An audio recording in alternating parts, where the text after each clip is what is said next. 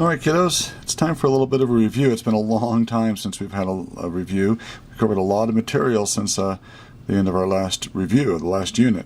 We've started with the atomic theory, and we're going to review that with you today, and we're going to get all the way through electron configuration. So lots of stuff that we need to go over in this review. So go ahead and try to answer question number 1 without my help. You'll need your periodic table. Try doing number 2 and try doing number 3. Take a couple of minutes to do those and then come back to the video and see how you did. Alright, welcome back. Which of these is a metalloid? Well, let's go to our periodic table, kiddos, and let's draw a line that separates the metals from the nonmetals. If you remember, there's a line beneath boron and aluminum, and we make a little staircase here to go all the way down to the bottom of the chart. We said everything to the right of that line, these were nonmetals. Everything to the left of that line, except for hydrogen, and it includes, by the way, these guys down here at the bottom of the periodic table, these are all metals, and those that are on the staircase are metalloids. So let's see if we can find the metalloid in our list, okay? So here we go. We have arsenic, silver, sulfur, lead, or helium. And so arsenic is right there on the periodic table, isn't it? Right on the staircase. So I hope that for question number 1, folks, you chose arsenic. Okay? All right, number 2, which of the following is a transition metal? Now, the transition metals are also known as the D block elements. So, is it chlorine, nickel, phosphorus, calcium, or carbon? So our D block, folks, is right here. If you remember, these are the D block elements. We call those our transition metals. And nickel is right there in the middle of that D block. So did you choose nickel as your answer for number 2? Number 3, remember what the alkali metals are? The alkali metals are the group 1 metals. So we want to find the metal that's in group 1. Is it magnesium, krypton, potassium, aluminum, or hydrogen? So let's take a look. Here's group 1, kiddos, on the periodic table right over here. And it looks like potassium is in group 1. So did you choose potassium as your answer for number 3? If you did, good job. You're 3 for 3. Alright, now a little bit of atomic theory for you. Let's go ahead and take a look at the next 2 questions. One deals with the cathode ray tube, and the other deals with Rutherford's gold foil experiment. So go ahead and take a minute and answer questions 4 and 5 if you can. Then come back to the video, and we'll see how you did. Make sure you get those all in the frame here. Alright, welcome back. The cathode ray tube, if you remember, that was J.J. Thomson's experiment, and we had that evacuated glass tube, had a beam of electrons moving through it. Let's make those a different color. And that beam went straight through from one side to the other, emanated or began at the cathode. And J.J. Thomson put a positive charge here, and he also switched that back to a negative charge, and the positive one attracted that green light, didn't it? So that meant that that beam consisted of negatively charged particles. So the cathode went towards the positively charged plate. So I hope you chose letter A because electrons are negative. Number 5 is sort of a tough question. It says, pictured below is the schematic of the Rutherford experiment. Which scattered alpha particle gives the best evidence for the nuclear atom? And you know what? I think there are 4 pretty good choices here, because the alpha particle is deflected on B and D, and it was deflected all the way back towards the source on letters A and E. The only one that went straight through was letter C. So I think the one that shows the nucleus there for sure be the one that deflected the most. I would choose letter A here. But that was a tough question. If you missed number 5, please don't sweat it, so long as you understand the gold foil experiment. Almost all the particles went straight through, didn't they? Just like letter C. Very few were deflected, and even fewer were deflected back towards the source. Okay, 6 and 7, take a minute and do numbers 6 and 7, then come back to the video, and we'll see how you did. All right, so number 6. Which of the following is an isotope of an element with 20 protons and 22 neutrons? So let's see. The element that I have in question here is an atomic number of 20 and a mass number of 42. Isn't the mass number protons plus neutrons? So let's see what element has 20 protons. So we're going to go back to our periodic table, and 20 protons, that looks like that is the element calcium. Doesn't calcium have 20 protons? All right, so this is Ca. So which one of these is an isotope of calcium? And it looks like letter C would be an isotope of calcium. It's a different isotope of calcium. This one, of course, still has 20 protons. Remember, isotopes are atoms of the same element with a different mass number or different number of neutrons. So this still is calcium. Its mass number is 40. So this has 20 protons, and then the other 20 particles must be neutrons. So hopefully you can see that these two are isotopes of each other. Okay, number 7 requires a little bit of work. Do you remember trying to find the average atomic mass of an element? Yeah. Well, let's see.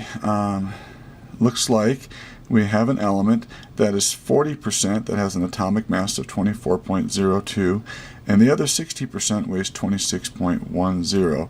So the average mass looks like it's going to be closer to 26 than it is to 24 because more of it weighs 26. So let's see how we do this. Don't we take 40%, so 0.400 times the mass of that isotope, 24.02, and add that to 60%, 0.600, of the mass of that isotope, 26.10. We'll add those together, and we will get 100% of the average mass. So we need our calculators for this. So we take 40% of 24.02, so 0.4 times 24.02, and that gives me 9.608. Looks like we're only allowed 3 significant figures there, so I have 9.61. That makes up 40% of the average mass, and the other isotope 60%, so 0.6 times 26.10, and that's 15.7 rounded off to 3 significant figures. 15.7. So now when we add, we have to go to the least accurate decimal place, which would be to the nearest tenth here, kiddos. So let's see, we get a 1, a 3, carry the 1, 15, carry the 1, 25. So I would say 25.3 would be my average atomic mass of that isotope. 25.3. Is that what you got? If you did, good job. By the way, isn't that mass a little bit closer to 26.1 than it is to 26.02, which is what we expected. So make sure, folks, you can find average atomic masses. Okay, next page. For questions 8 through 12, use the following key. So we have Dalton, Rutherford, Thomson, and Democritus, and there are 5 questions here, 8, 9, 10, 11, and 12. So take a minute and see if you can answer those questions, then come back to the video and see how you did. Okay? Alright, welcome back. Who was the plum pudding guy? Remember the plum pudding guy? If you said letter C, J.J. Thomson, good job. He's the guy that thought electrons were embedded in a positive matrix, sort of like raisins or plums in a pudding or raisins in a cake. The billiard ball model of the atom. That was a very simple model of the atom, where the atom was the smallest particle in nature. You couldn't get any smaller than that. And if you said letter A, John Dalton, good job. He was the billiard ball guy. All right, who's the one that worked with cathode rays? We just talked about him on the previous page, didn't we? So if you said letter C, J.J. Thomson, good job. You got that one right. And who was the individual who included the term atomos in his atomic theory? That's right, that's the Greek philosopher, letter D, Democritus. And number 12, he added to the atomic theory that the atoms had positive and negative parts. It's a tough one. You're going to have a hard time choosing the same one 3 times, but it turns out that letter C, J.J. Thomson, was the answer to number 12. Remember, he discovered the electron, and immediately thereafter he said, hey, there's got to be positive particles that exist as well. And later protons were discovered. Okay, so those ups, those are your answers for number 8 through 12. Make sure you guys take some time to study who we call the dead guys in class and know their contributions to the atomic theory. All right, try number 13 and 14. So take a minute and do 13 and 14 and come back to the video and see how you did. All right, welcome back. And looks like we have radon 220. So it looks like this guy has 86 protons and 86 electrons, right? It's neutral, so protons and electrons equal each other. And then the number of neutrons would be the difference between the mass number and the atomic number. So 220 minus 86 gives me 100. Oops, you can't see the calculator. Gives me 134 left over. So this guy has 134 neutrons. So, what statement below is correct? Let's start with letter A. This has 86 protons. Hey, I like letter A. See if letter B is right. This particle has a mass number of 86. No, the mass number is 220, not 86. This particle has an atomic number of 220. No, the mass number is 220. The atomic number is 86. And this particle has 220 neutrons. No, we just figured it out. It had 134. So hopefully for 13 you chose A. All right, number 14, we'll need our periodic tables again. We want to find the molar mass of a compound. The molar mass of a compound. So, doesn't the molar mass of a compound, isn't that the atomic mass of each element in that compound added together? And that atomic mass in grams gives us the mass of 1 mole of that compound. That's the molar mass. So, let's see, in this compound we have nitrogen, and we have 2 nitrogen atoms. This 2 on the outside means we double whatever's inside. We have hydrogen, and there are 8 of those. And there is a sulfur atom. So we have to look up each of those masses by using our periodic table. So make sure you guys use the right number for these.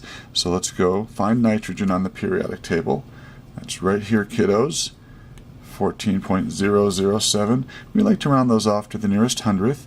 So nitrogen is 14.01. So we have 28.02 for the nitrogens. Hydrogen, let's see what that is. Hydrogen has an atomic mass of 1.0079. So if you round that off to the nearest hundredth, we get 1.01. So 1.01 times 8 is 8.08. And sulfur. Let's find sulfur on the periodic table. It's way over here. Sulfur atomic mass is 32.06. So 32.06 times 1 is still 32.06. So we can add these up. Looks like we're going to round off to the nearest hundredth. This is a 6, I believe. We carry the 1. That becomes a 1. And we have 8 plus 8 is 16, plus 2 more is 18. Carry the 1. 3 plus 2 is 5, plus 1 more is 6. I got 68.16 grams per mole. And the one that's closest is letter C, 68 grams per mole. All right, let's wrap up the first half of our review by you working the next 2 problems without my help. How many atoms are in 12 molecules of glucose? And then calculate the number of atoms in 4.0 times 10 to the negative 5th grams of aluminum. So take a minute and try those 2. Come on back and see if you got it right. All right, we're back. 12 molecules of glucose. 12. Now, it doesn't say moles. It says 12 molecules of C6H12O6. And we want to put molecules on the bottom, kiddos. And we want to put how many atoms are there. We've never went from molecules to atoms before. So let's see if we can figure this out. Here's 1 molecule of glucose. 1 molecule of glucose. How many atoms are in there? Let's see, we have 6 carbons, 12 hydrogens, and 6 oxygens. Isn't that 24 atoms altogether? So if 12 molecules of glucose and each one has 24 atoms, what would that be? Well, let's do the math here. 12 times 24 looks like we end up with 288 molecules, or excuse me, 288 atoms are in 12 molecules. So did you choose letter B? Okay. All right, and then the last problem for this half of the review, calculate the number of atoms in this many grams of aluminum. So a little dimensional analysis here again. 4.0 times 10 to the negative 5th grams of aluminum. We'll multiply by a conversion factor, put grams of aluminum on the bottom, atoms of aluminum on top. Okay, so we get grams from the periodic table, so let's find aluminum on the periodic table. Oh, that's nice, it's not too far away from where we've been. 26.98 grams would be equal to Avogadro's number of atoms. So 6.022 times 10 to the 23rd atoms. So grams of aluminum are gone, and we will have atoms of aluminum left over. So let's do the math here. 4 times 10 to the negative 5th, so 4 second EE to the negative 5th times Avogadro's number, because it's on top, 6.022 second EE to the 23rd, and we're going to divide by 26.98 because it's on the bottom, divided by 26.98, enter. Looks like we have 8.9 times 10 to the 17th. So 8.9 times 10 to the 17th atoms. So that looks to me like that is letter A. Okay, how did you do? Alright, we have a lot more to review, so on the next video we'll do some frequency and wavelength problems, and we'll talk about the nature of light. So come back soon. See you later. Bye-bye.